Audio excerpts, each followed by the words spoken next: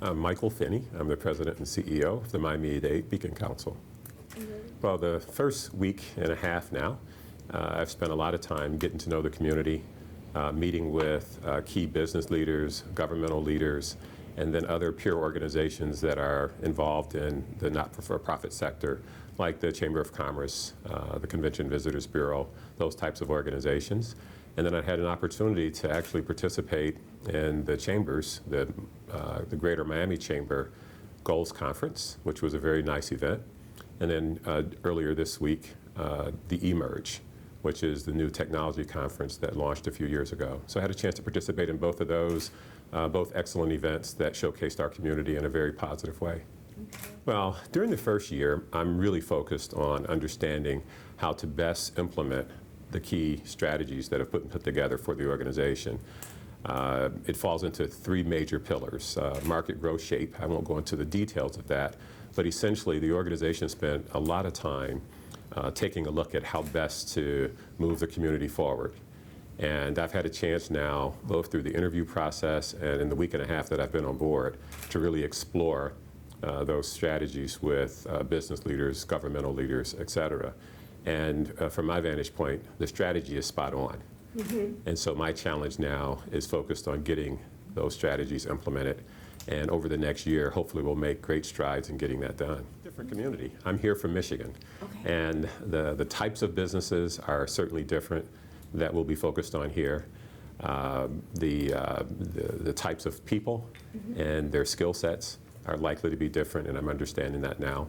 But at its core, economic development is about having the best talent in the world to support businesses in a given region. And this region is loaded with talent. It's got great technology. So I'm looking to explore as many opportunities as possible to focus on technology-based companies. But that's not to the detriment of other types of businesses that are here. We've got a great construction environment. There's agriculture. I mean, it's a very diverse region. And so we'll be focusing on a variety of different types of businesses that can thrive in this area, with talent being the cornerstone of how we'll be successful. Boy, I've had a lot of great experience both at the regional level and at the state level. Most recently as the CEO of the Michigan Economic Development Corporation, so a statewide organization.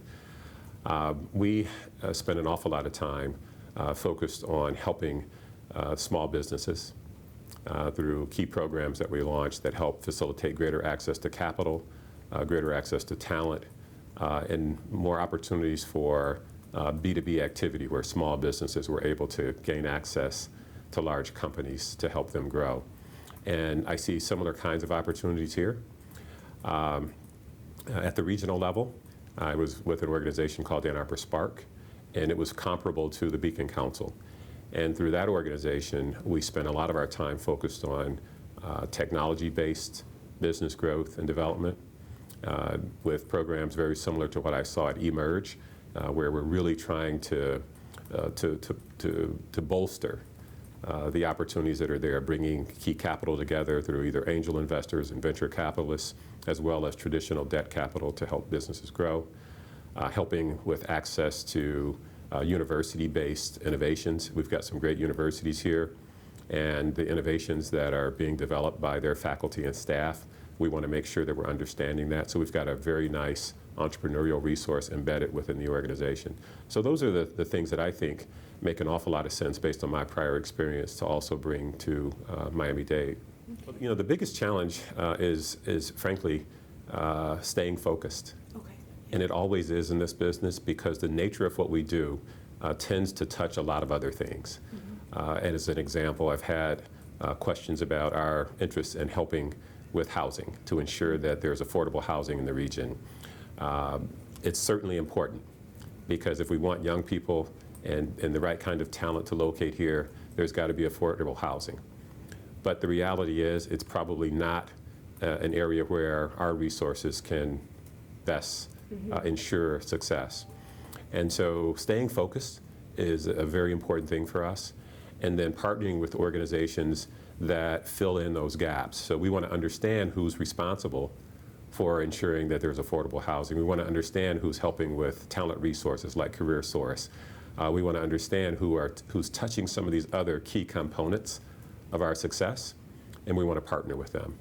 And so I look forward to reaching out to organizations in a very proactive way, like the Convention and Visitors Bureau, the Chambers of Commerce, and our governmental partners, to ensure that, in fact, these other key aspects of a vibrant community are, in fact, in place, so that as we go about doing our work, we can be successful.